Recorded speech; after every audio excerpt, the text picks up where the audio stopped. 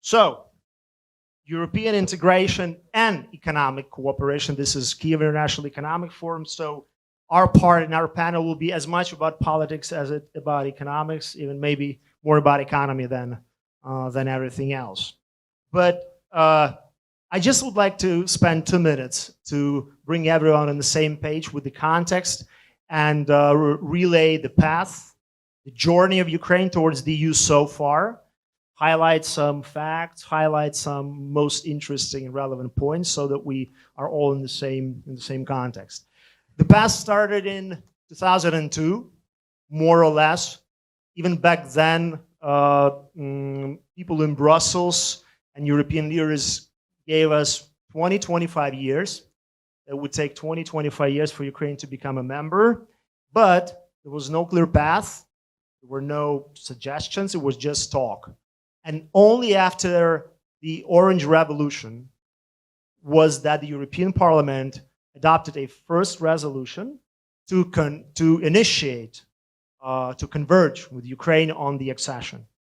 And the reason why I'm pointing this out, because this pattern holds until this day, because the subsequent negotiations on DCFTA that started in 2007 ended nowhere until, again, Revolution and Dignity, and in 2014 it was signed. This agreement was finally signed, enacted in 2016 provisionally, and then in 2017 with a full association agreement and deep and comprehensive free trade area. And again, already back then, European leaders gave another 20, 25 years for Ukraine's accession to the EU until the war happened, the big war happened. The full-scale invasion, and 4 days after the full-scale invasion on February 28th, 2022, Ukraine applied for candidate status, and in June, same year, 2022, was given the candidate status. Now, support for European integration in Ukraine has never been higher. The latest poll this year puts it at around 87%. And luckily, it's still mirrored by the EU.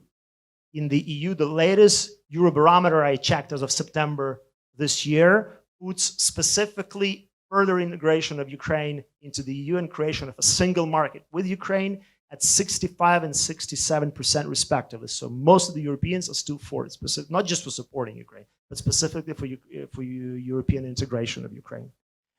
Now, European Union has always been collectively, not by individual member states, but collectively the biggest foreign investor in Ukraine. And since the beginning of war, European Union has been the biggest donor of Ukraine. Today we heard from the Vice President of the European Commission, Dombrovskis, that commitment has already counted 86 billion euros, plus a 50 billion euro special dedicated facility for the next 4 years, which maybe my colleagues, my panelists will correct me, has been already adopted or is being adopted. And just to compare, the US has so far supported Ukraine with 71 billion of aid. This is all inclusive, okay? This is an in-kind, monetary, and in EU level, it's also all-inclusive. It includes bilateral support. It includes compensation for EU member states for hosting Ukrainian refugees. So it's a bulk number, which again is on par. But it's worth to mention that if most of the, like 80% of the US support, of the American support is weaponry, most of the EU support is humanitarian, financial assistance, and less so in defense so far.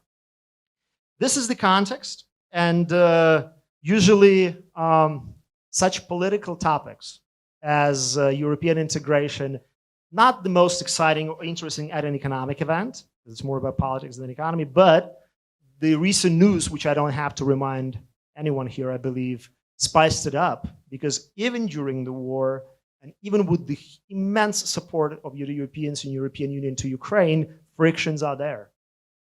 And we have to talk about it, we have to attend to it.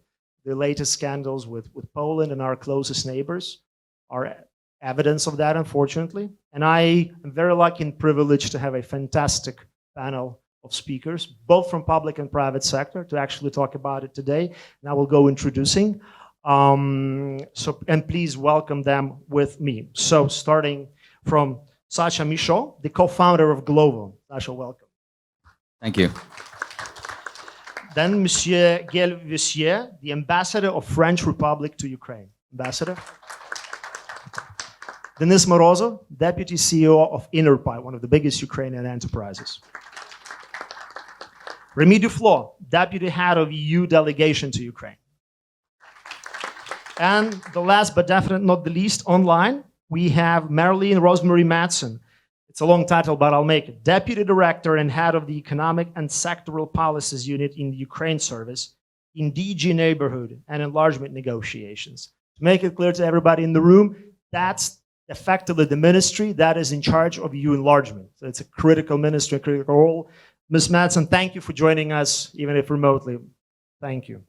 Glad to have you here. Can we actually show also Ms. Madsen on the screen so that the whole... Можемо показати, будь ласка, нашу онлайн-гостю? Okay, can we have our online guest? Wonderful. How everybody, the whole screen. Not just the panel. Okay, so the way we're going to do it is there is one quick blitz question, and then we'll go to individual discussions and individual questions.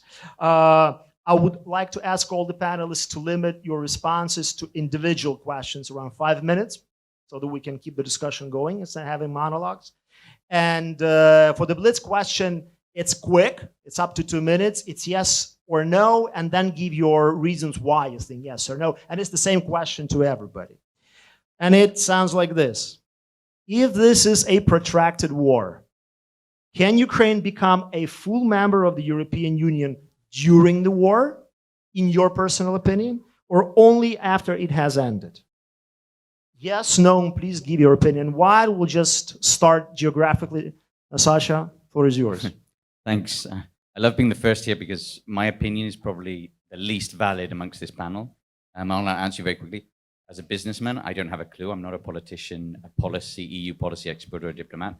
What I can say very quickly is Ukraine wants it, the EU wants it, and it's good business for companies like mine, which is founded in the EU and operates in Ukraine.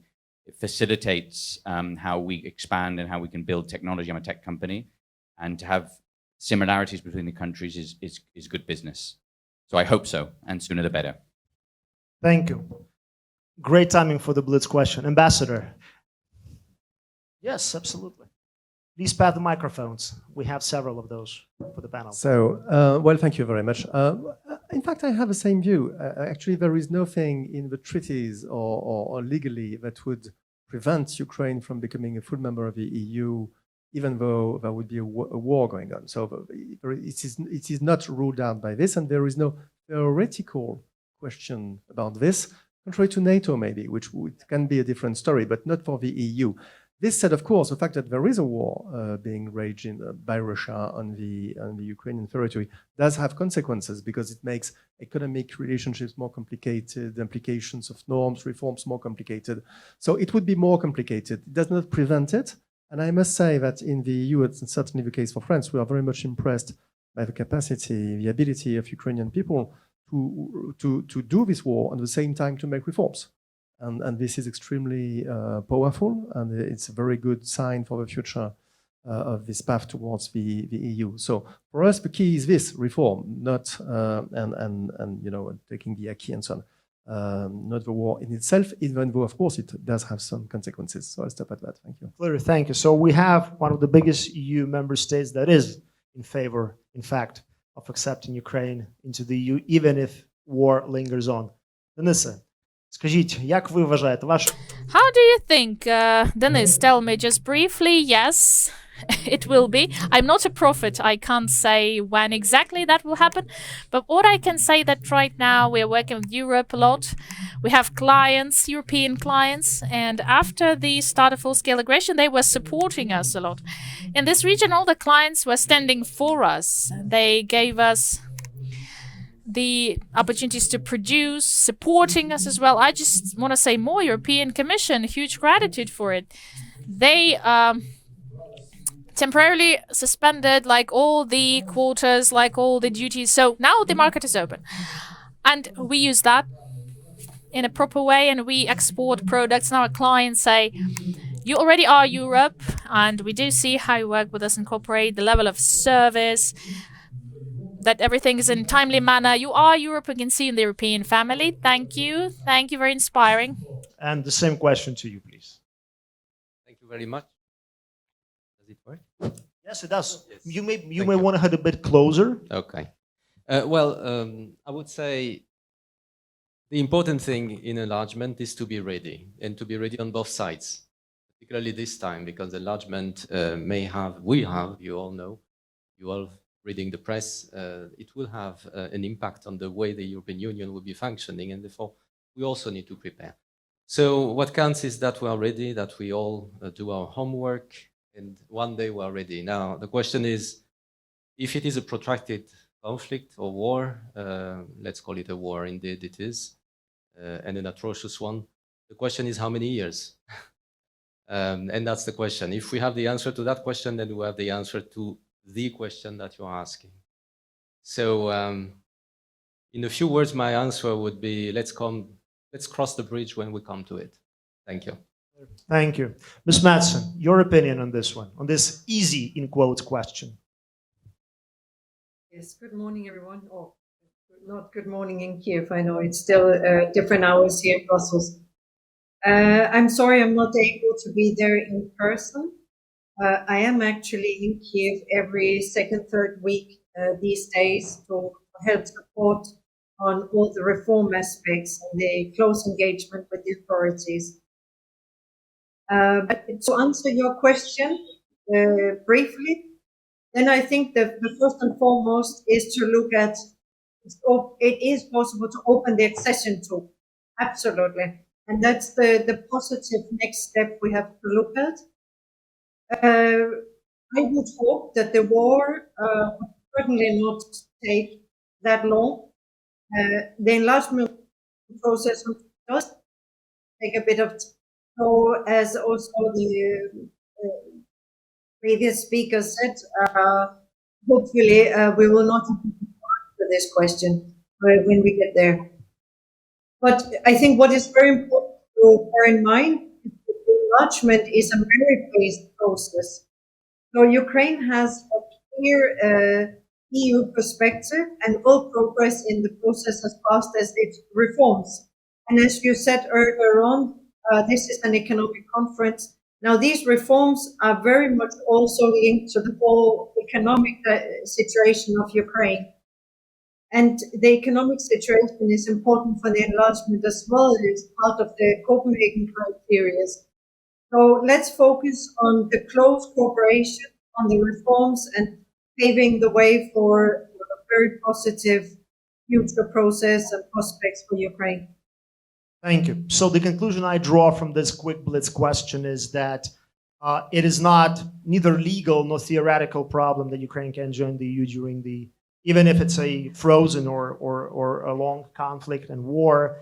And definitely the accession talks can start already. They are actually going on, along with reforms, which is the most important thing. And I believe personally, as a Ukrainian, it's an enormously powerful signal to send to our enemies, to Putin specifically, because if he feels and thinks that by continuing the war, he puts brakes on our European integration, this is what he's going to do. He's going to continue with all he had. If he understands that it's not necessarily, it's a big impediment, but not a block for our integration, it means that he failed, which is the most important thing. Okay, let's move on to our individual questions, and I will start with Ambassador Veyssière. Sir, can't ignore the headlines.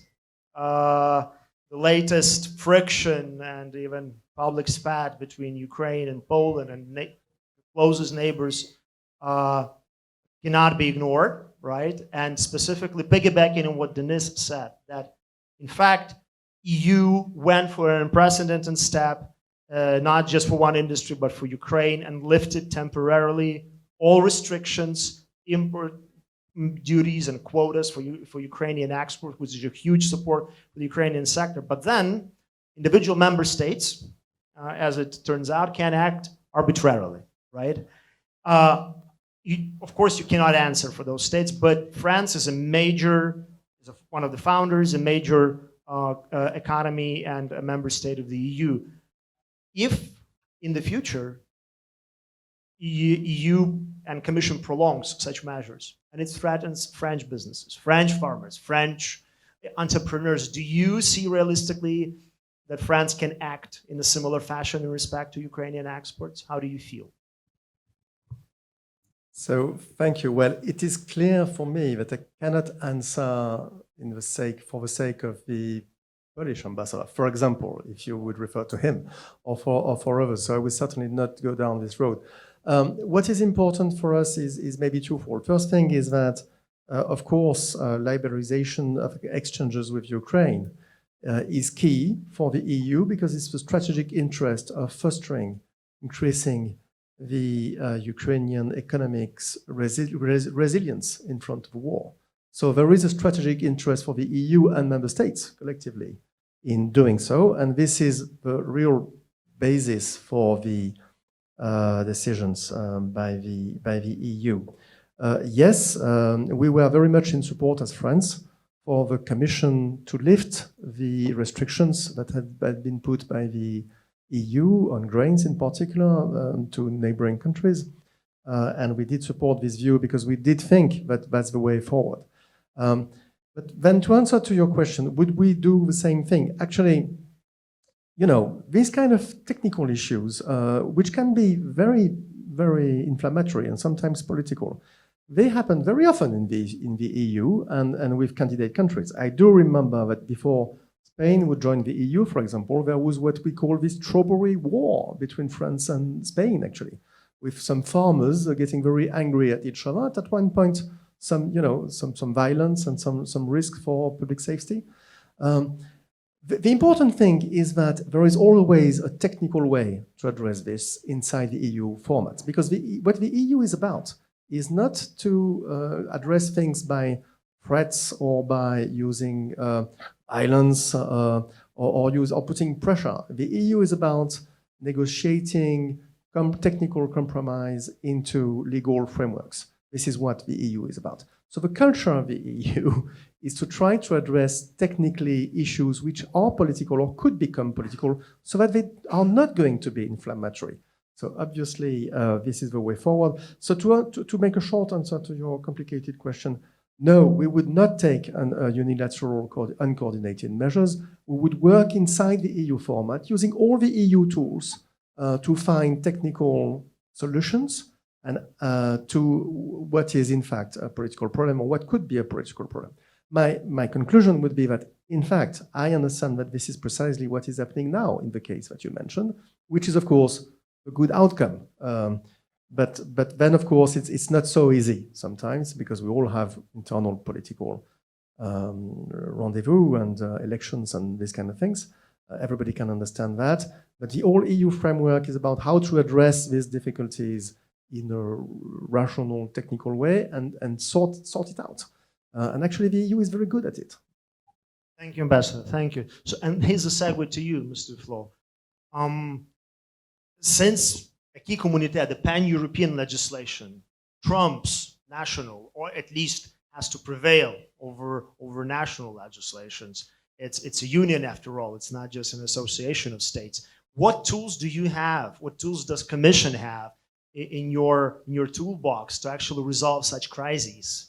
And Ukraine, look, Ukraine is even now, hit by the war and by immigration and the rest, is a big economy, a big country.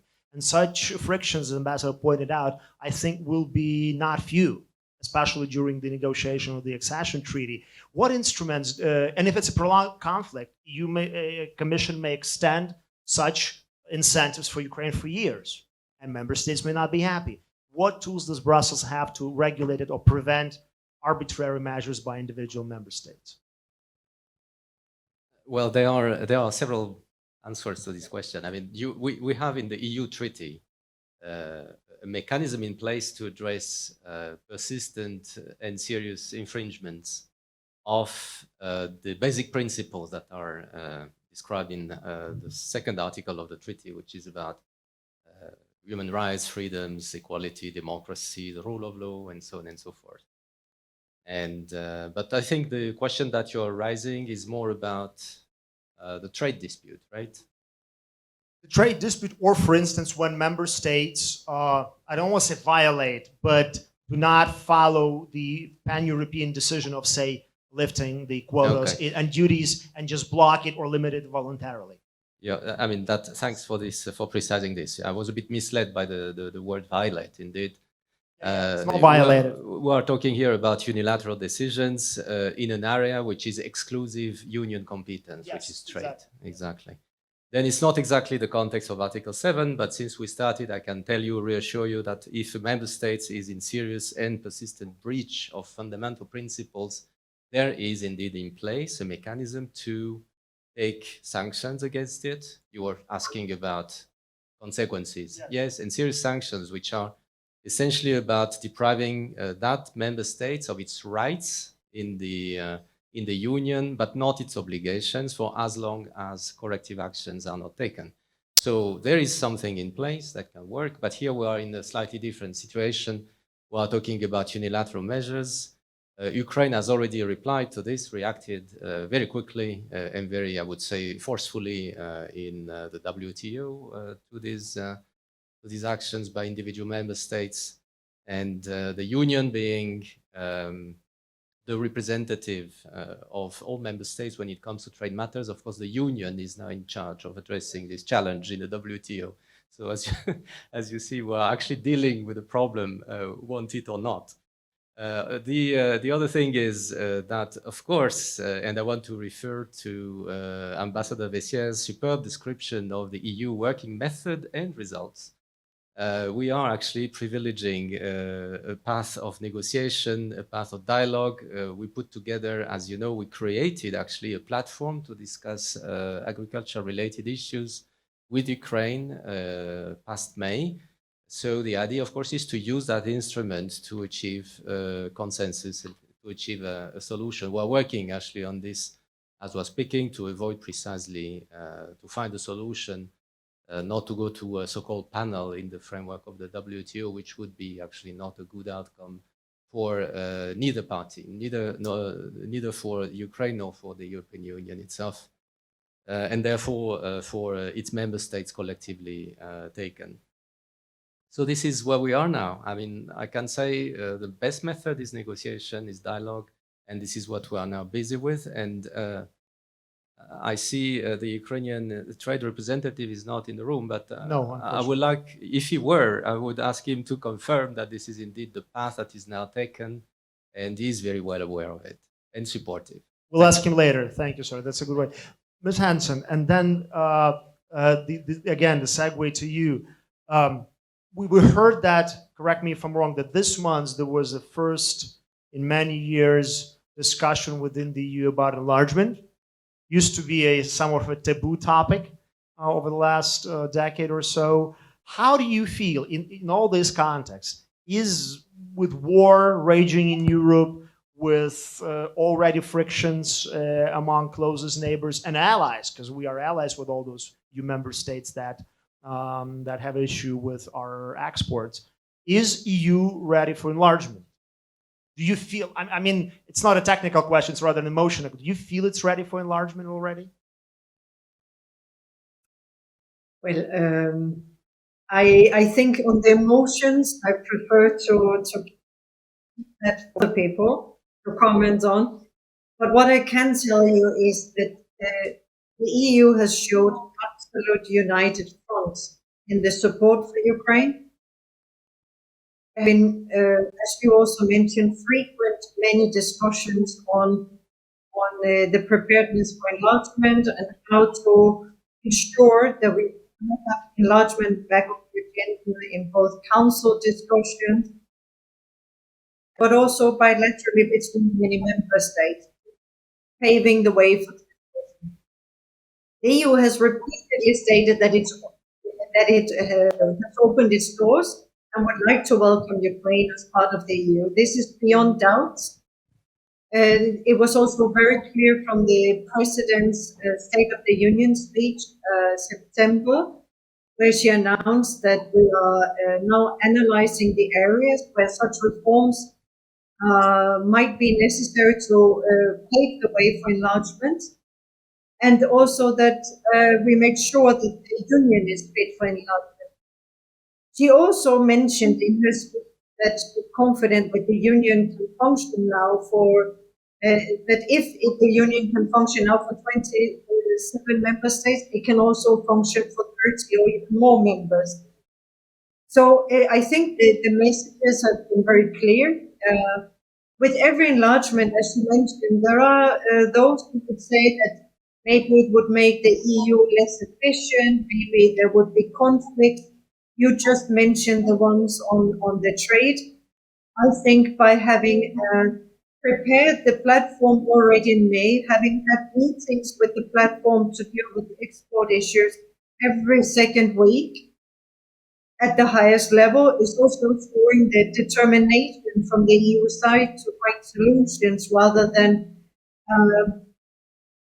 should we say, beat each other up with conflicts and accusations, but looking at the solutions and the options forward.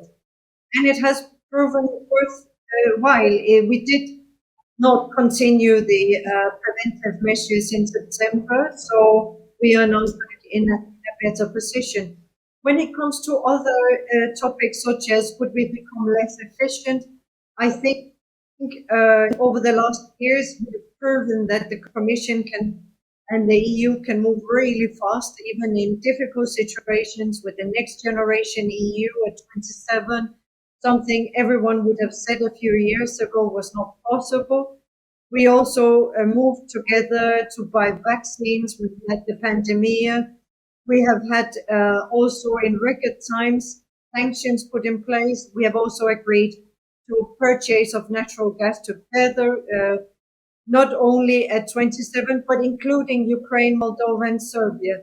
So I think we have proven over the last couple of years that we are ready and that we are capable of handling such situations also in larger numbers. In practical terms, the Commission will start working on a series of pre-enlargement policy to see how each policy area will need to be adapted to a larger unit. We will also need to think about how EU institutions would work, including the European Parliament and the Commission. The EU also went through similar reforms as spelled out in the so-called Agenda 2000 before the enlargement 2004. So it's not a novel situation. We have been there before. I think what is really important right now is to remember the positive agenda, remember that everyone in Europe have been proving over the last year and a half to have full support for Ukraine. We're working closely with Ukraine on the reform agenda and the issues that are needed also to improve the economic prospects of your country.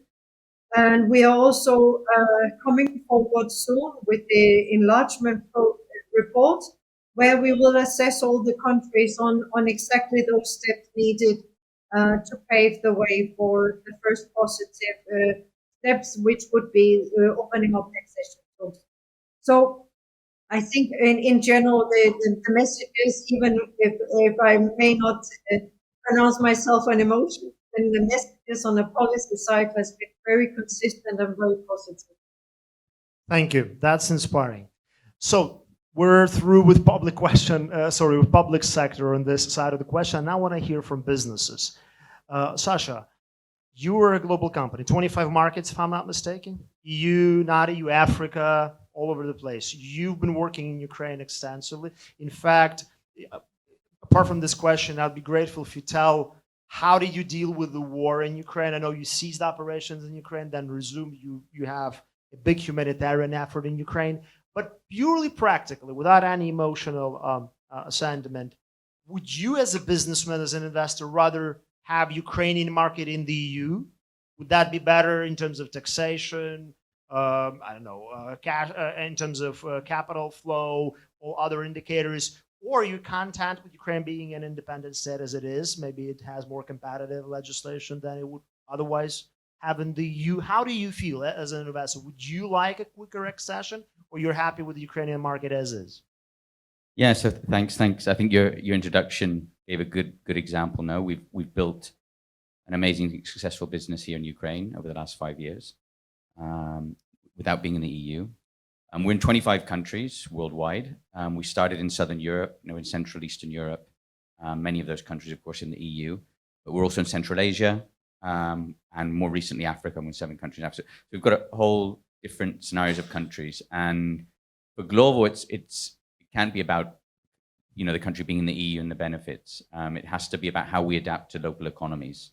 And Ukraine's a prime example of that, and there's others that how we can adapt to regulation.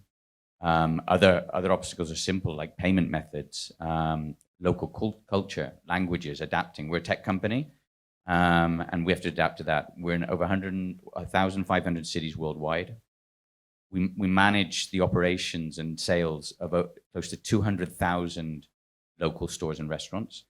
95% are SMEs. These are mom and pop stores with one establishment. We're often helping them digitalize, and that goes beyond the EU. To answer your question, would it be easier to do business Ukraine if it was the EU? Probably. It would give us what the EU does very well is give stability, both economically and politically, and I think that there would obviously be a lot of things to do with financial services that would benefit us. We'd have to probably replicate technology that we built in Italy. We could use it here, etc., which is not the case. So I think from a tech company that wants to scale and wants to scale with similarities between the countries, it's a massive benefit. A good example of that is how US tech companies, pretty much leading the way. I mean, obviously they have access to capital, but also they have a huge market, which generally, if you operate in California, you can easily launch in New York, which is the other side. It's not so easy. And even within the EU, that's not happening today. There's different regulations. There's different problems. I have a different platform in one EU country compared to another because I have to, the way we operate, both from a financial perspective, retail perspective, labor. So it's not just the magic wand that once you're in the EU, it's just, and then finally, I'd be delighted that Ukraine joined. I think even from an egoistic perspective, being in the EU, Ukraine digitalization. I mean, you have a lot to teach Europe. That's true. I mean, I'll give you an example. That I've been to Ukraine a few times, and the first time I came, I was absolutely amazed. The application that probably all of you use, the government application for Diem. And in every country I go to, I literally would talk about, have you seen what they're doing in Ukraine? I mean, it's not just a question of have a great app. It's the whole population is using it, and that's not happening in any of the countries I'm in, certainly not at EU level. And I think there's some examples here and that was one of the many frustrations when the invasion happened, that I came just before and I saw that the vibe and the drive of tech in Ukraine then, and how an invasion and terrible war can just put a stop to that. And that's sad because there was really things going on here, and I think there's a great opportunity to take advantage of that. I think Ukraine could be a tech hub, could bring a lot of value to the EU. It's not just about the EU bringing value to Ukraine, I guarantee. And I'd be delighted that it formed part. But if not, I mean, we're going to continue investing here, the team and the business. You've got a very favorable economy, I think, for pro-business, I think. And this is not just because of the current state of crisis. It was before that.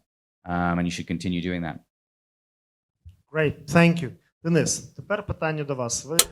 Dennis, this is a question to you. You're not just one of the biggest companies in the country, you're also one of the biggest exporters. You represent the whole sector. So tell me, please, are you happy with the EU export? Does it give you possibility to develop or not? So if the government is a big employer and a taxpayer, like the public sector, what if you have negotiations with the EU? Can you talk about what you're happy with, or you don't need to join the EU in the first place? Thank you for the question. Yes, we export business. We have 85% is export and 15% is implemented in Ukraine. And before the war or now? Before the war, I guess now as well. Well, we haven't closed this year, but I guess we'll have 75. I mean, it's definitely more than a half. And speaking about EU, this is a strategic market, and we've developed there, and we've paid great attention, and they removed quotas and fees. It opened the market for us. But when you enter the market, there are lots of consumers there, and every consumer, they have a unique product. And now the problem is different.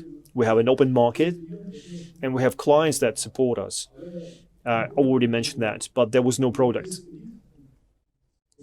And for the whole year, since the beginning of the aggression, our R&D unit, our engineers started to learn the products, more than 100 products. I mean, you're talking about new products. Yeah, new products that are specifically designed for the EU market. So we did a lot. We did more than we did for the 5 years. And that's very interesting. And after we cover that, we can sell that on the other markets. So clients trust us, and we have more clients than before. And that's another thing. We have this bonus agreement with the clients in the EU, and we're paying some bonus for an amount that they purchased.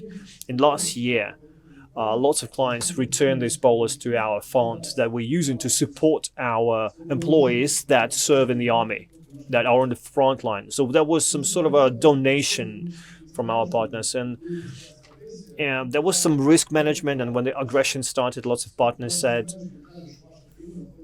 our risk management says that you're in the risk zone, your country.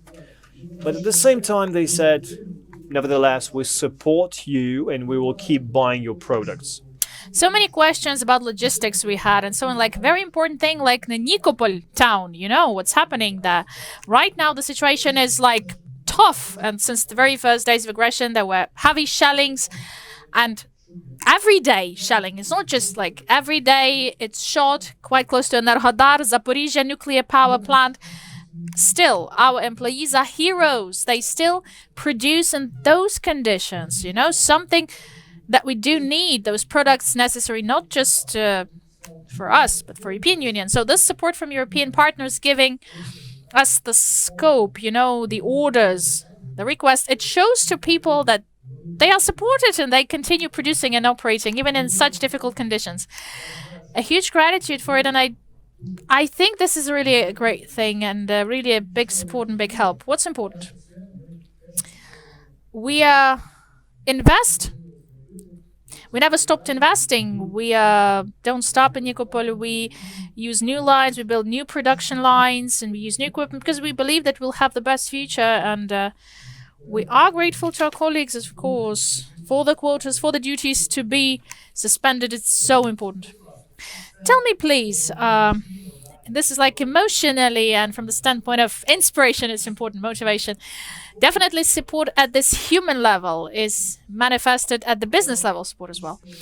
We're all realists, okay? We understand that emotions are changing and moods are changing. So, you know, have a lot of new products, okay? You start competing with individual niches or individual producers in Europe. And how do you think when their emotions from support will shift to not jealousy, but to competition? What will we have then? Do you have some competitive advantages? Will you seize those markets? So just based on something else apart from emotions. Emotions may change in attitude. Okay, we are very catchy people. We have very strong hands. If we are given the opportunity to do it, we will never let it go. What's important even now? I told you that they call us, they're saying the European quality, European supplier, and we are sticking to deadlines. We already know how to do it. I think in future, these aces in the sleeves will be there still. And what grade do we have for European consumers? So we have wide assortment, all the types of products we can actually produce. This is really important. You do not need to find for like to search for different like parts elsewhere. Now, for example, we supply pipes for production of these axles for the trucks. We never did that, but you know, it works. So we were allowed to go to European market together with European partners. We produce and supply that. Liebherr company, we never did that. They never were a partner, but now they say we have 3 suppliers. You'll be the 4th one, and they never opened the door to anyone, but they did for us because they tell we understand what happens in Ukraine. We started supplying pipes, 14-meter pipes, you know, long ones, and very unique things. So they opened the doors for us, and then it will be our responsibility to stay, to remain, and we will do everything for it. We have all the capacity for it. Very pragmatic, very realistic approach. Thank you. It's a success story. You did not just use the goodwill of European Union, but you autonomously make yourself more competitive. To you, energized with these examples from private sector, of course, you're at the forefront of everything that probably French business is doing or looking to do in Ukraine. How do you assess an actual appetite of French companies, investors in Ukraine now? Are they ready to really invest, open something new in the times of war, or everybody's waiting until at least the so-called active phase is through? And if you can give some specific examples of companies, sectors that are interested now or looking, exploring, that would be very valuable. So thank you very much. Well, actually, I'm quite surprised and thrilled and happy with the interest of French companies about Ukraine. Before being designated and coming officially to Ukraine, I had a meeting in Paris with French companies in the MEDEF, which is the international organization for firms in France. And the room was completely full, more than 30 people. And I didn't put a foot for more than 2 days in Ukraine, right, before coming. So it was not my expertise which was a driving force for them. But there is a genuine interest in French companies. Actually, it's not so surprising when you think that French companies were already pretty much active in Ukraine before the war. It's not a new thing. We were, before the war, the French companies were the first foreign provider of jobs, basically, for foreign firms in Ukraine. And we are still. So we have been for ages, for a long time, very strong in the banking industry, health industry, and in some other sectors. So there is still this huge interest in French companies. Actually, of course, the security situation, the fact that the war is here, is not preventing, it is slowing down this investment interest and investment effort, but there is still some investment interest and some efforts. So it does not prevent them from doing so. We are extremely dynamic right now. There are lots of projects in transport, energy, health, for example. And of course, the French embassy is supporting this. For example, there is a French company which will supply Ukraine with 20,000 tons of rail tracks. And this project is financially supported by the rail tracks, by the French state. So this is extremely important. And this is what we want to continue to do. Because we want to continue to do this, there are some public support in France from the government on this.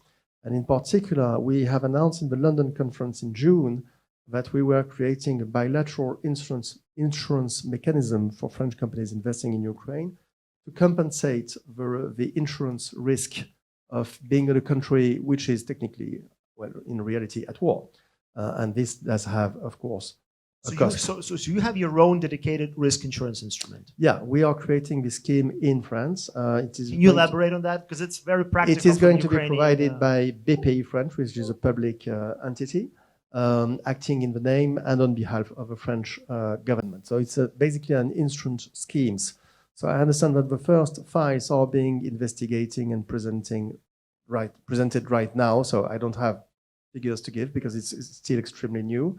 But the idea is to try to cover this kind of costs. And maybe one last word about companies and enlargement. I was very interested about what my neighbor on the right was from Glovo was telling about the EU accession. Of course, EU accession would be great thing for French companies because we are internal market by definition. And so there is it participates into the energy about Ukraine. It's not only solidarity, it's also the fact that you are a European country, and one day you will be fully recognized as such, but you are already this in people's mind. And entrepreneurs do know that, and they want to be active and to benefit from that. So, of course, then it will take the time that it will take. Our position is that it should happen enlargement to Ukraine as soon as possible. Doesn't mean it will be tomorrow, because basically it's based on merits in reforms. By the way, you have your own assessment as a diplomat, just a gut feeling of how long it take now? Well, I don't really trust gut feeling. What I trust is the EU Commission. So we will have a new Commission report. That question will be segued to you later. Beginning of November, and of course we'll look into that into much details, and this will frame the discussion. And then, of course, there will be a political discussion. And on this, but very, very quickly, and sorry to be long, but on this, it's very important to understand that this EU enlargement process is twofold. Like those mythical beasts in the Greek mythology. It is half-half. It is half political, of course, but it's not only political. It is also technical. So you have to deliver on both sides. You have to deliver politically, and on this, it's completely clear that there is huge interest in the EU for enlarging to Ukraine. And the reciprocal is true. But then you also have to deliver on reforms. And my understanding is that Ukraine is actively committing to doing this now. And again, what I said in the beginning, that you have this great merit on making war and making reforms at the same time, which is a great thing. But of course, the question is how much will it take and how long will it take? And this is technical stuff, so we are waiting for the enlargement report from the Commission. Thank you. Thank you. Thank you, Ambassador. Mr. Duflot, the question to you. From my personal experience, and I think my colleagues, my fellow Ukrainians, especially those who export, would support this, that despite the huge political symbol of the association treaty and DCFTA, a lot of sectors, including those that in Ukraine believe to be the most export promising, like food and agri, of course, were somewhat stifled by the DCFTA's duties and quotas and limits that it imposes naturally. And I remember that even COVID has a little bit, again, put a brakes on that. But even before the war, there were talks about, and the time was coming for possible renegotiation of some of the elements of the DCFTA. Now, we understand that in the process of Ukraine accession and negotiating the accession treaty, that would be a separate, long, many years, sometimes takes decades of negotiations for the new conditions of Ukraine's entrance. But since it may take long, years, do you see that there's a room, if Commission decides, for example, to withdraw the incentives that it has given now, and standard DCFTA rules apply, do you see a room for a negotiation some of those tariffs and quotas? Because I assure you, most of the Ukrainian exporters, especially for those where your market is strategic, are very much looking forward to it. And there will be immense pressure on the Ukrainian government and from the Ukrainian government on this front. But realistically, do you see a room for that? For renegotiating DCFTA before we even start negotiating details of the accession treaty, specifically to support Ukrainian businesses? Thank you for this question. Well, when I was listening to my neighbor from INTERPIPE, I couldn't see your face, but I could hear your sparkles in the eyes when you were talking about exporting to the EU and how things were going so well. So, and like Ambassador Veyssière, I will not rely on gut feelings, but on figures. And therefore, if we look at the figures, I think we can get the figures straight, the picture straight. If we compare the total volume of trade between the EU and Ukraine in 2015, and last year, after a 35% contraction of the economy, we see an overall progression of 130% in only, 5 years? The increase. increase. Wow, 130%. So, and that was essentially based on the effect of the DCFTA. I mean, total trade liberalization, which has concerned only very marginal sectors, important ones sometimes in your case, has only come very late to change that picture. If we look in particular at exports from Ukraine to the EU, we have an increase of 125%, to be compared to the reciprocal increase of exports from the EU to Ukraine of only 115%. So we see Ukraine has actually gained more than has the EU gained from the DCFTA. So I would allow myself to qualify your basic premise that the DCFTA has failed to fulfill its role in terms of ensuring, I would say, the development of economic sectors throughout Ukraine, and even stifle their development. I think this is a very, very strong assumption that is not confirmed by statistics. Well, Mr. Duflot, the only reason why I pointed this out is because on some specific things, and I know everybody in the room knows this, like say honey or starch, quotas for Ukraine export duty-free within 1 year are usually taking up within 2 weeks or 1 month of the year. So Ukraine can export so much more that within 1 month, January, usually it exceeded all of its quota or duty-free exports in those two positions, and many such positions there are. So that's why there is such notion. Maybe it's wrong. So that's very important to hear your statistics. It has indeed to be seen as a transition measure by nature, by its nature. It's a transitional measure that should allow then for Ukraine to adapt its norms, technical standards, phyto and sanitary standards, that when they are fully implemented, will allow full liberalization. And this is foreseen by the DCFTA. So if we read the DCFTA, we have to read it fully until the last line. I know it's very long, but it has to be done to understand the mechanism that is at play here. It's not about today only, it's about the stability and the continuity of, and building up Ukraine's capacity to trade with the European Union market and market players. And as we heard again from you, and thanks for this, for being our witness today, they are not easy players. They have very specific requirements. So just, offering possibilities without offering the means is not enough.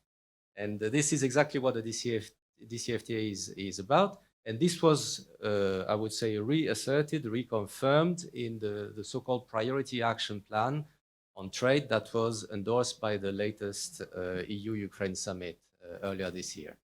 So this is what I can say on this. We are very much looking forward this, I would say, upscaling of relations in the long term. And of course, let's not forget that the total trade liberalization, the specific autonomous measures that were taken to liberalize trade after Russia's full-scale aggression have now been prolonged until June next year, if I remember. And this is, we can be confident this will go on, as we like to say, as long as it takes until the end of the war, which is Ukrainian victory. And let's not forget also the cooperation, very intense cooperation that we are having to offer a lifeline to Ukraine exporters via the solidarity lanes, and we are building the logistical capacity to export at a time when the Black Sea routes, as we all know, are practically blocked. There is a little bit of hope that they can be unblocked, but the reality is that they are mostly blocked.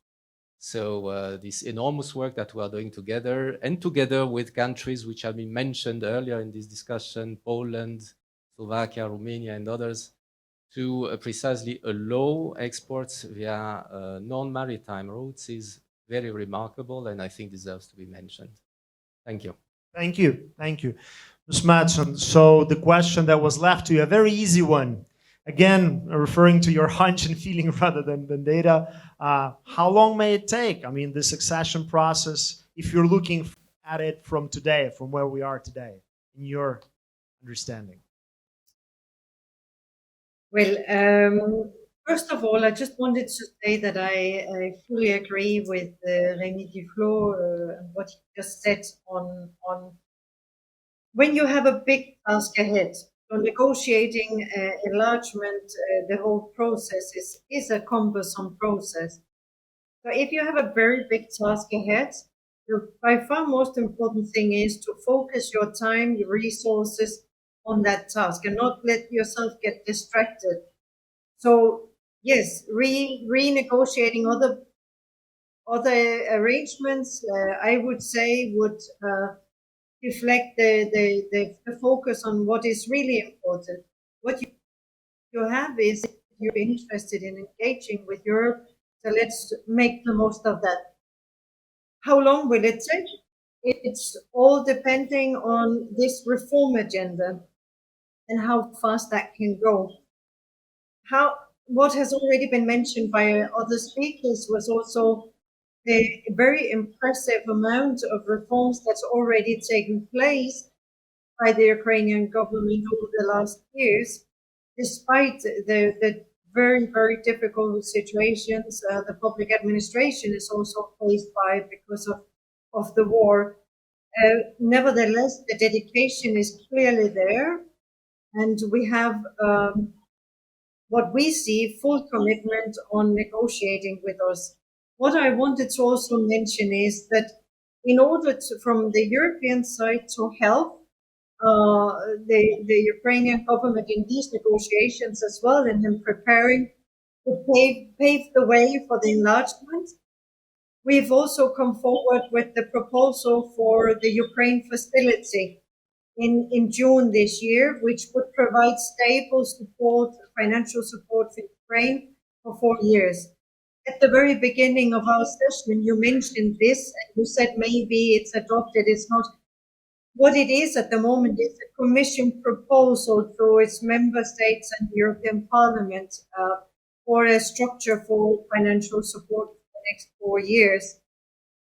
So far, we're engaging closely with member states and the European Parliament, ensuring that this legislative proposal will go fast quickly. In parallel, we are also already working with the Ukrainian government with how to see how we can ensure quick implementation of this financial support, so that it could be in place already from the beginning of next year. Now, the support we will provide for the Ukraine's reconstruction after the war to foster the economic growth and modernize the country will pave the way for this enlargement process. So if done well, it could really speed up this process. It has to be mutually reinforcing. So under the Pillar 1 of this Ukraine facility, the government is planning reforms that will help the business grow.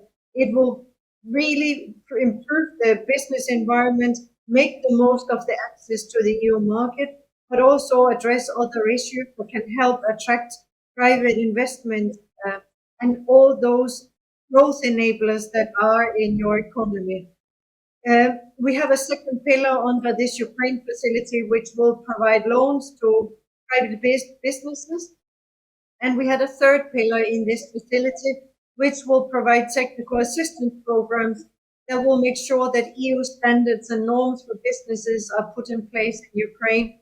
And again, this is all with the perspective of speeding up and supporting the whole accession path as well. What we see in the negotiations with the Ukrainian government, and as I said earlier, I am in Ukraine every 2 to 3 weeks to ensure to provide as much support as possible for this development. But what we are seeing is that it could make sure that you have the best focus on what reforms would really be key and what sequence would boost this process to make it as fast as possible. And this is what we think we should focus on at the moment. It would help the public administration, it would help businesses, it would also support people who would need social services and better living conditions. It would support the transition towards a green, digital, inclusive economy that are progressively aligned with EU rules and standards. When it comes to support to businesses, we believe that the enabling environment has a very important role to play. The best domestic businesses and investors need this legal predictability and simple procedures equal for all. So therefore, we continue to insist on a wider array of measures, improve also the rule of law, but also the benefit of the state, the businesses, and Ukrainian people. For example, SMEs, they are the most affected by the weaknesses of the business environment, have most difficulties obtaining finance, and will need advice to integrate into the EU market and make the most of this opening up of the access to the EU market. A dedicated support package would certainly be needed, including public sector guaranteeing and de-risking instruments on which we are working closely with international financial institutions. So this is how we see the most important way to focus, speed up the whole process, and make sure that this will be, when hopefully a decision will be taken to open up in accession talks, the process will be as very fast as possible. Thank you so much. I will come back to you with another specific question that I have to you, and as you suggested, which is focused on specifically the accession process. But before we get to that, I want to have some ping pong with the private sector, so that it's economic forum. How to pick private sector and bring a spotlight onto you. We started already, Sacha, talking with you, and you mentioned you're planning to continue investing in Ukraine, in EU or not. It's a great market for you. Can you elaborate on those plans? What are you planning to do? How many people you employ? How Ukraine in general stands in your portfolio in terms of performance, growth, whatever? And tell us about your adaptiveness with the war. How it all started. What did you do? You ceased your operation, then you resumed it. Why? Do you think it's safer? Or just give us as much detail as possible, because it's very, again, inspiring for our audience who really take example of the best companies as a both emotional and practical way forward. Yeah, thanks. So first of all, yeah, I mean, we had pre-war, and we have a very great business here. Which it was pre-war in our top 5 markets worldwide. That's not just from how many orders we do every month and how many deliveries, but also from an overall sales perspective, how many of those restaurants and stores are selling on our platform. Obviously, during the war, it went down to almost zero. Or in fact, it went down to zero, actually. I'll tell a story in a minute of how. And now it's already back in the top 5. So just your portfolio, yes. top 5. So just shows that you can do business here. This is obviously not down to me and my team in Barcelona headquarters. Sorry for interrupting. How is it doing comparing to European countries? Better. A good example is, I mean, it's a top 5 country. We have, of the top 5 countries, we have 3 in the EU and 2 that are not. Ukraine is obviously one of those that's not. Okay. So just in that, and just going that, so therefore it's a great example of an EU company trying to operate the most normal we can in the environment that is, and it can be done. And I think other companies should be looking at Ukraine. Because we're not just a tech company in the cloud. There's many tech companies in the cloud who actually don't need people on the ground.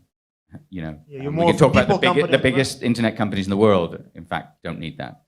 And we're often, but actually we're very visible. We're actually physically on the ground. We have our couriers delivering from doors often late at night. So it's a very complex way to operate the business in the situation it is. I'll cover the story of when the invasion started, and our headquarters is in Barcelona. That's where we founded the company. And our immediate reaction, of course, was, we need to close operations. Safety is the number 1 priority, of course. We immediately closed down everything in the country. Also, if we remember, it seems such a long time ago, but if you remember, there was very risk of the financial systems closing down.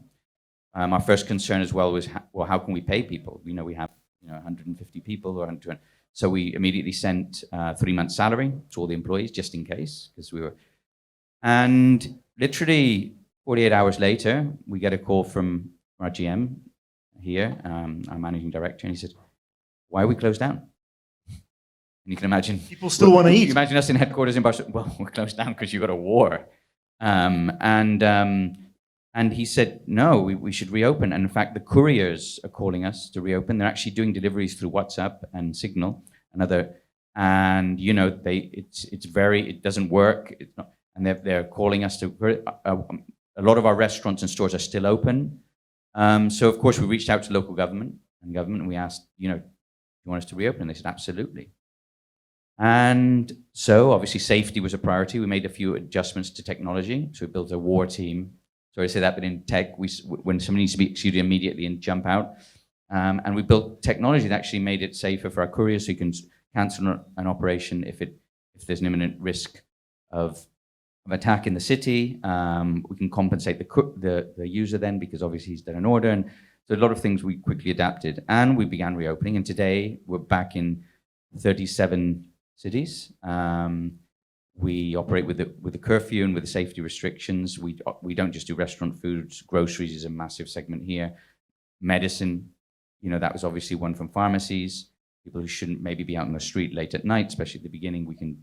So there's a lot of things that happened. And the team here, and it's certainly not us in Barcelona, have put Ukraine already back into the top 5 market with incredible growth. We're talking 20-30% year-on-year growth. So they're building a huge business here. And we'll continue to invest. Over the last 5 years, we've invested close to 100 million euros in the market.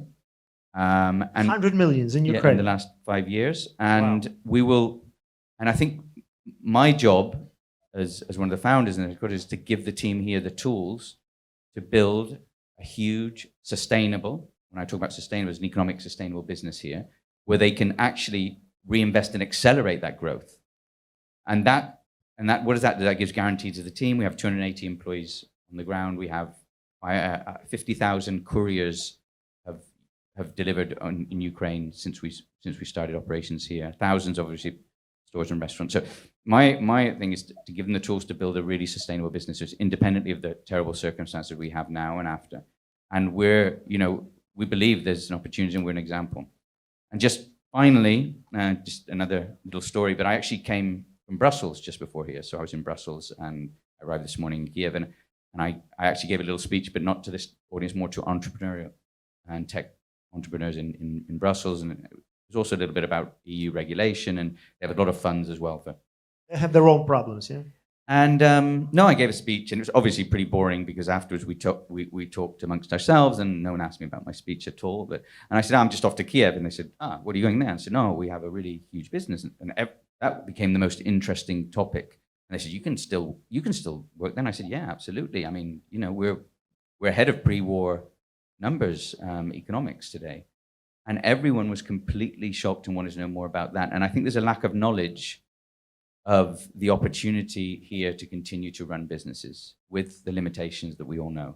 And I think there should be an awareness made, because I think at an EU level, and we can do all the economic agreements, but it's entrepreneurs who drive growth and economic success. And I'm lucky to have chosen to be in the tech space, which is obviously the fastest growing economical sector in the world, and probably will be the next, I don't know how many years. And we should be trying to attract tech startups, scale-ups, companies to actually look at the Ukraine market, because we're an example of actually you can build a massive business here if you have the right team on the ground, which we do, luckily enough. Wow, great. That's, that deserves applause. And Денис, от я вважаю, знаєте, от слухаючи. Yeah, I think thinking to Sacha and you, and when there are success stories from the both sides, not just from the one side, when companies like Glovo are growing despite of the war and investing huge money, that means there is a future for Ukraine and EU, practically. What about the INTERPIPE's business plan? Is the EU ascension in the plan? What I mean by that, well, they say that 3-5 years and we'll be there. Will it be a prerequisite for you to increase investments, a specific expansion around EU, or it doesn't matter for you? like on the investment level? Well, first, thanks for the question. So I think the EU ascension is this mental, historical perspective and goal for Ukraine, because we have a lot in common, values, mindset. That's quite important. And speaking about the future, our perspective, whether we will join or EU or not, this is not our thinking. Our strategic goal is to continue developing, work with clients, develop new products. So this factor doesn't affect our investment portfolio. And what's important here in terms of values, we understand that I can see some leaders here. We have EU representatives. The world is changing. It's more environment aware, and we have a trend here. And that's a very important thing right now. And we understand, we know that CBAM will happen this year. It's a EU import tax. Well, first it will be just calculated, not paid, and then it will be paid in a couple of years. And it gives a requirement. It requires businesses to develop, because it will motivate them to decrease their carbon footprint. All of the investments that we have, we always look at decarbonization. We look at the emissions and how our businesses will be, how emissions will be affected. The clients need that, and the economy needs that. This is a trend initiated by Europe. They all integrate that in their strategy. They will work with manufacturers that will have low carbon footprint, and this is their principal stance. And they said, we will pay, but we will make sure that the emissions will go down. That's a requirement. And also the CBAM, this tax is like either you do it or you pay. And we made our biggest investments, more than €1 billion. 2019, we built INTERPIPE steel factory, and we had a pretty low carbon footprint. Nobody talked about CBAM, but we basically hit the bullseye. That was a kind of investment that really helped in the future. So we showed it to our European investors, and they said, you are way lower than our carbon footprint in 5 years from now, and you have to keep doing that. So whatever we invest, we always consider the emissions and the environmental norms. They should be implemented. That's quite critical. And as far as the clients in Europe are concerned, we supply our goods to Europe, but also we purchase lots of equipment in the EU. And we have lots of projects. We work with Daniel's company, SMS, and Spanish companies. And that's very important for us, because we purchase equipment that gives us possibility to produce products for European markets. So it's like a win-win situation. And we will keep investing. We have lots of plans on the radar.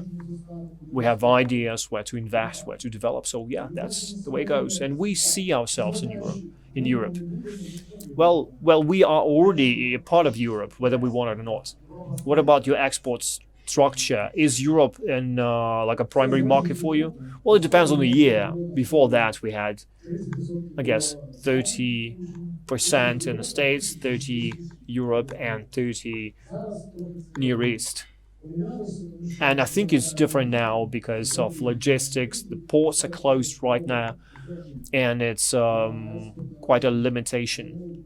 So we're focusing on other regions.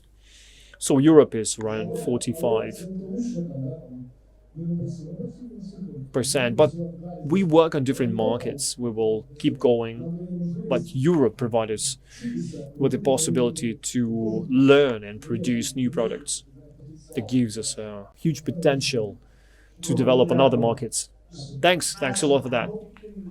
The jubilancy of the private sector online because it's really palpable here on the floor. And to kind of piggyback and conclude with the final scripted question to you, and following your suggestion of focusing on the accession process.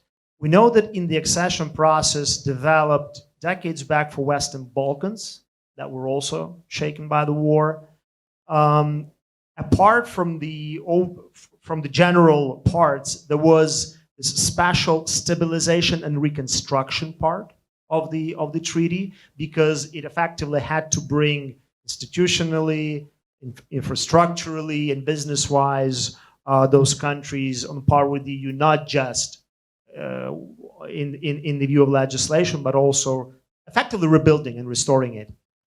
EU now supports Ukraine in the precedented level, 86 billion. By the way, fun fact, this 86 billion, it's huge, but it's just 0.5% of the EU's GDP.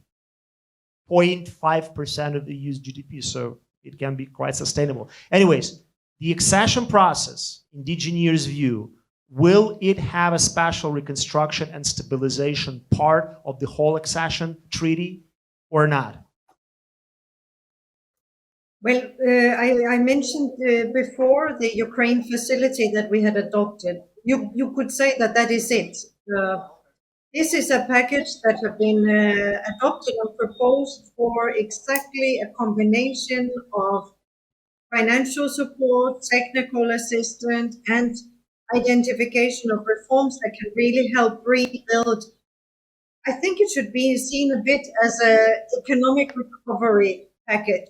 Getting the economy back, but also making sure that the Ukrainian economy and society is slowly aligning with the EU, so that we will have that transition towards or reconstruction parts, as you mentioned, in aligning, making sure that the country will be prepared. So I think it's similar in a way, and certainly that is the proposal on the table. We have had a period, you mentioned this amount, where we've had many different support packages, proposals, areas of helping, whether it's refugees in the EU, whether it's directly to Ukraine. Here we will have one pot of money, more or less. So it will be one facility, one instrument, to focus the attention and the support and helping that reconstruction path and that resilience to be built, so that Ukraine will be ready for being or closely become much more aligned and part of the European family. Thank you. So great. I actually didn't understand that from the public sources that this specific facility was effectively this. Thank you for clarifying that. That's very important. We're through with our formal part. We now we still have time for questions, thanks to the panelists being extremely disciplined as well as informative in their answers. Thank you so much. It's been lovely and easy to work with you guys. We have two questions in line, actually, both to Ms. Duflot. Questions to you. I will try to kind of squeeze it into one. So the question is, which sectors of the Ukrainian economy EU views as the most important to be reformed? And specifically also asking that there were certain projects promoted and implemented by the EU delegation to Ukraine, which are now on hold, particularly those related to intellectual property protection and the pharmaceuticals. I don't know about those projects, so if you can elaborate whether they're on hold or still acting, and which Ukrainian economy sectors should be reformed the most according to the EU. Okay, thank you very much. Well, indeed, we don't really look at this that way. We look at it horizontally in terms of regulation, and of course, regulation can go across several sectors at once. I think there is a whole program which is of reforms that is implicit in the priority action plan that I mentioned last time, and that is of course as well enshrined in the famous association agreement, which again deserves to be read fully, including the annexes, because this is where you will find reforms as they are requested and their deadlines. So we understand, of course, now the situation is a bit different, exceptional. We have made several steps towards Ukraine producers. It doesn't mean that the reforms that were needed are not needed anymore, on the contrary. And therefore, we expect, of course, a lot of them to be found as well in the Ukraine plan that Ms. Madsen was mentioning, because, of course, they are not separable from promotion of investment, which is the finality of the Ukraine plan. So this is my answer maybe to the first question. The second one regarding projects of the EU delegation, or managed more exactly by the EU delegation. Well, we have several projects in support of the economy, particularly in this transition towards the EU market, and we had them, of course, before the war, full-scale war. These projects concern essentially small and medium businesses, or micro businesses even, with a lot of instruments combined to provide consultancy to support the development of business plans, business ideas, but also, of course, access to finance, which is essential. I think Ms. Madsen also mentioned that it was an essential part of the reflection on that side of the border. And specifically regarding, intellectual property, we have support to the regulator, and our objective, obviously, is to improve the way intellectual property, the regulation of intellectual property in this country. There are talks of judicial ideas around this to specifically address issues related to intellectual property when they are controversial. Plus, regarding the specific issue of pharmaceuticals, well, here I would like to say we don't really have projects to support that sector or that other sector. Again, our support is horizontal, cross-sectional, or cross-sectoral, and it's the best companies, the best applicants, whichever sector they belong to, who win the opportunity to participate in the projects. Thank you. Well, I didn't plan it, but I have one last final blitz, because there are no more questions in line that I come up with. It's very fast and easy relatively. And please answer your personal opinion, because of course there's no way of knowing. Here how it goes. On a scale from 1 to 10, how do you personally assess Ukraine's readiness to join the EU? Sacha. 9. Wow. Ambassador?